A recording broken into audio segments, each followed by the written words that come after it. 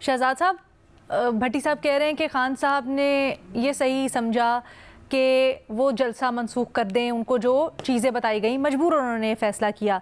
But ये भी पाकिस्तान तहरीक इंसाफ बार बार तावील लेती रही है कि इंतज़ामिया की तरफ से रुकावटें खड़ी की जाती हैं, जो एट टाइम्स है भी सच। क्या समझते हैं, क्या इससे बार बार ये जो स्ट्रैटेजी इनकी अपनाई जा रही है, आगे चलते हैं फिर 2 कदम पीछे हटते हैं, बदजन होगा इनका सपोर्टर, या फिर कहीं ना कहीं ये रेजोनेट कर पाएगा या अंडरस्टैंड कर पाएगा जो तावील दे रहे हैं लोग? अलीना, कल जो है इंतजामिया ने वाज़ेह तौर पे कह दिया था कि इस्लामाबाद में जलसे की इजाजत नहीं होगी तहरीक इंसाफ को। और पिछले 1-2 रोज से आप बयान सुन लें, जो वफाकी गुजरा है वो भी आके मुख्तलिफ दलाइल दे रहे थे कि क्यों तहरीक इंसाफ को इजाजत नहीं मिल सकती, बाकी जमातें कर सकती हैं। तारा साहब ने बताया 2 दिन पहले कि जमात इस्लामी एक पुरअमन एहतजाज कर रही थी, धरना दे रही थी, उनको भी हमने इजाजत दी। लेकिन एक ट्रैक रिकॉर्ड बता रहे थे कि तहरीक इंसाफ क्योंकि पुरअमन जमात नहीं है और उनके पिछले कई ऐसे इवेंट्स हुए जिसमें उन्होंने फसादात किए हैं, तो लिहाजा उनको इजाजत नहीं मिल सकती। तो ये माहौल तो पहले से बन रहा था, लेकिन इसके बावजूद तहरीक इंसाफ कह रही थी कि हम निकलेंगे और 22 अगस्त को जलसा करेंगे, और चाहे हमें कोई रोकने की कोशिश भी करे तो हम रुकावटें अबूर करके पहुंच जाएंगे। तो आज सडनली सुबह सुबह ये सब कुछ हुआ है कि 7 बजे मुलाकात होती है अडियाला जेल में आजम सवाती की, बैरिस्टर गौहर की। 9 बजे आके वो प्रेस कॉन्फ्रेंस कर देते हैं कि मंसूख कर दिया हमने जलसा। इससे तो ये लगता है कि जो इंतजामिया है उसने फैसिलिटेट किया है, क्योंकि आज आजम सवाती कह रहे हैं कि मुझे आधी रात को मैसेज आया कि इमरान खान से मिले और फिर हम पहुंच गए। तो आपको पता है कि रात गए तो कैसे पैगाम जा सकता है बैरिस्टर गौहर को या आजम सवाती को? अगर इमरान खान मिलना चाह रहे थे तो उनकी तरफ से पैगाम कैसे जा सकता है? या तो ये है कि आजम सवाती और बैरिस्टर गौहर साहब को किसी ने कहा है कि जाके इमरान खान को समझाएं कि जलसा मंसूख कर दें। बहरहाल जो भी है, आधी रात को ये सब कुछ होना, इससे तो बड़ा जाहिर है कि ये मामला जो है वो इंतजामिया ने फैसिलिटेट किया है। अब हुआ क्या है? क्या कोई धमकी आमेज मैसेज था कि आप निकलेंगे, कि आपके साथ कुछ बहुत बुरा होगा? या ये कहा गया है कि देखें, क्योंकि आज मजहबी जमातें जो है वो भी प्रोटेस्ट कर रही हैं, उनका सुप्रीम कोर्ट में केस भी है, यहाँ पे पिंडी में बांग्लादेश के साथ टेस्ट मैच भी जारी है, इस वजह से हम सिक्योरिटी नहीं दे सकते। और एक अफाम तफहीम के साथ मामला हल हो गया है कि अब 8 सितंबर को आप आके जलसा कर लें, क्योंकि अभी ये भी खबर आई थी कि 8 सितंबर की इजाजत भी दे दी गई है। तो अगर वो हो जाता है 8 सितंबर को जलसा, तो इसका मतलब ये होगा कि अफाम तफहीम से मामला हल हो गया था और एक अगली डेट पे उन्होंने डिसाइड कर दिया। अगर नहीं होता और फिर कोई रुकावट खड़ी की जाती है, तो फिर शायद ये वाली बात जो महमद कह रही है ये दुरुस्त हो सकती है कि शायद एक वार्न किया होगा कि आप निकलेंगे तो फिर जो है मसला होगा आपके लिए।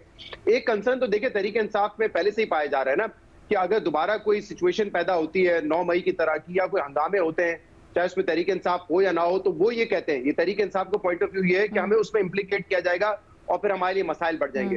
तो हो सकता है ये भी एक खौफ की वजह हो। इस पे क्लैरिटी के साथ कुछ नहीं कहा जा सकता। मेरे ख्याल से चंद दिन इंतजार कर लेते हैं, 8 सितंबर को जलसा हो जाएगा तो पता चल जाएगा। फिर रुकावट आती है, ये अहम जाविया है 8 सितंबर वाला, बिल्कुल सही है। और अच्छा एक चीज मैं जरा जी, आज जो खबर चली थी ना अलीना, उसमें एक साथ ये भी आ रहा था कि इस्लामाबाद की इंतजामिया ने 8 सितंबर के लिए इजाजत भी दे दी और कहा है कि सिक्योरिटी भी देंगे। तो अगर ऐसा ही है मामला, अगर इसको फेस वैल्यू पे लिया जाए, तो फिर इसका मतलब ये शायद बातचीत के जरिए मामला हल किया गया है। लेकिन जो आपका बुनियादी सवाल है कि पीटीआई को इससे नुकसान होगा या फायदा होगा, मेरे ख्याल से नुकसान होगा। मैं आज कुछ वीडियोस देख रहा था कारकुनान की जो बड़े गुस्से में थे, और उसमें से एक शख्स ये कह रहा था, वो कहानी सुना रहा था जो बचपन से हम सुनते आए हैं, कि एक शख्स बार बार कहता था देखो शेर आ गया, शेर आ गया। गांव वाले वहां पहुंचते थे, शेर नहीं आता था, तो वो कहता था मैं मजाक कर रहा हूं। फिर जिस दिन वाकई में शेर आ गया, तो उस दिन गांव वाले यही समझते रहे कि शायद वो शख्स दोबारा मजाक कर रहा है, वो वहां पर नहीं पहुंचे। तो ये शायद मिसाल देने की कोशिश कर रहे थे वर्कर, कि जिस दिन अब जलसा करेंगे उस दिन शायद कोई नहीं आएगा, क्योंकि हम बार बार तैयारी करते हैं, यहाँ तक पहुंचते हैं और फिर पता चलता है कि जलसा मंसूख हो गया है। तो इसमें मेरे ख्याल से तहरीक इंसाफ की जो हिकमत अमली है उसकी कमजोरी है। अगर तो वो फैसला करते हैं कि हमने इस तारीख को करना है, फिर वो जलसा करें।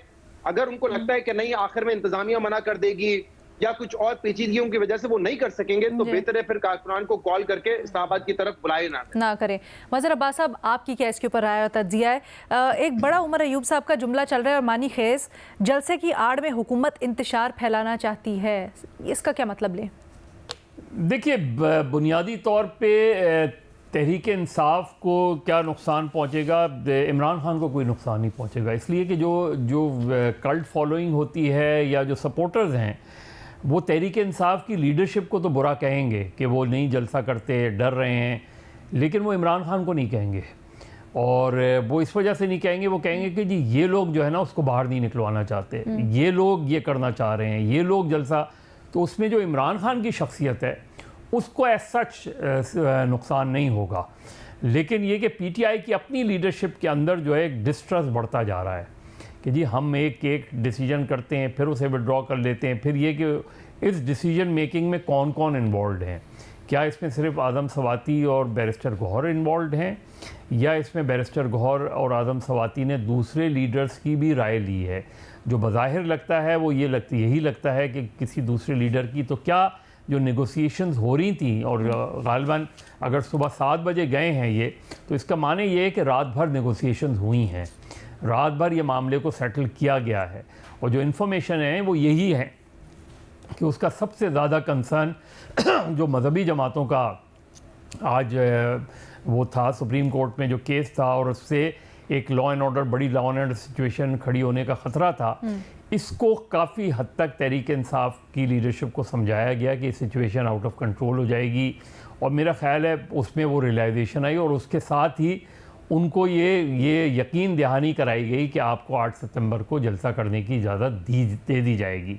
वो जो चीज़ था, वो जो मैसेज था, और वो जो एश्योरेंस थी, उससे ये बेसिक बनी। जो कन्फ्यूजन हुआ और जिसकी वजह से तहरीक इंसाफ के अंदर अब अलीमा खान भी दीगर लोग, ये कि जब आपने ये बात कर ली और ये बात तय कर ली, और ये बात तय करने के लिए आप पानी पीटीआई से मिलने गए, तो आपने बाकी लीडरशिप को क्यों नहीं कॉन्फिडेंस में लिया? इसलिए कि वो तो 7 बजे आप गए, ये तो अनाउंसमेंट दोपहर को आई कि आप जलसा नहीं कर रहे, तो उस दौरान आपने किस को कॉन्फिडेंस सर? मेरे ख्याल 8:30-9 बजे तक आ गई थी अनाउंसमेंट। हाँ, लेकिन नहीं, उससे लेट हुआ। सवाल ये है कि उसमें आपने क्या, और बाकी जो लीडरशिप हैं, जो आपके अलाइज हैं, जैसे महमूद खाना चकजई बहुत नाराज़ थे इस बात पे कि जी आपने क्या उनको कॉन्फिडेंस में लिया, नहीं लिया उसमें। तो ये जो डिस्ट्रस्ट विद इन पीटीआई है और विद इन अलाइज है, ये बढ़ता जा रहा है। लेकिन एज सच इमरान खान की सियासी शख्सियत को एज सच मुझे नुकसान होता नज़र नहीं आ रहा, इसलिए कि जो होता है हमारे यहाँ इसी तरह होता है कि जी ये सर, ये एलाइज वाला नुकता आपका अहम है।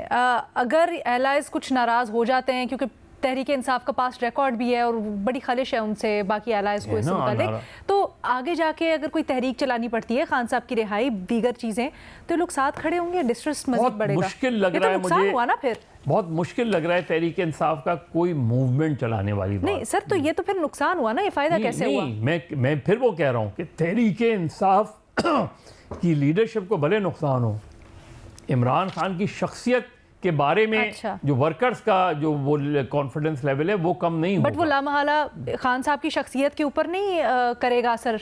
नहीं, उनकी शख्सियत क्या, वो तो जेल में है ना, एक आदमी जेल में, आप बाहर क्या नेगोशिएशन कर रहे हैं? जैसे बहुत सी खबरें हैं कि खान साहब बिल्कुल इससे मुतमईन नहीं है, जिस तरीके से लीडरशिप चीज़ों को हैंडल कर रही है, उससे वो मुतमईन नहीं नज़र आते। ठीक है, महमल कुछ ऐड करना चाहती प्लीज़, मुख्तसर तरीन महमल। जी ना, मुख्तसर आपने जिस तरह जो उमर यूब साहब की बात की, और वो जो एक इधर बात हो रही थी कि शायद अगर कुछ हो जाए तो वो पीटीआई के ऊपर आएगा। लेकिन देखिए अली ना, ऐसा तो नहीं है कि पीटीआई का कोई ट्रैक रिकॉर्ड असल में है नहीं। यानी कि आप देखें कि वो 2014 का धरना हो जिसके अंदर पार्लियामेंट और पीटीआई हमला केस है, उसके बाद आप देख ले खान साहब की जब लॉन्ग मार्च थी उस वक्त इस्लामाबाद के साथ क्या हुआ। उसके अलावा वैसे भी 9 मई हो गया और उसको कहा गया फॉल्स फ्लैग, या हर चीज, यानी कि ऐसा तो नहीं है कि कोई और कर देता है। आपके लोग आते हैं, उनकी वीडियोस भी होती है कि अगर वो कोई लड़ाई कर रहे हैं, वो उनके आपके अपने वर्कर्स होते हैं, फिर आप कहें कि नहीं कोई इस तरह के लोग आ जाएंगे बीच में और वो इंतजार फैला देंगे और फिर पीटीआई की जी हमारा तो इससे कोई लेना देना नहीं। अच्छा, इसमें एक बड़ा दिलचस्प ये जो इस तरह से वो बिल्कुल जो ब्लेम शिफ्ट कर दिया जाता है ना, ये भी मेरे ख्याल में कोई अजीब सी की एक मंतक है।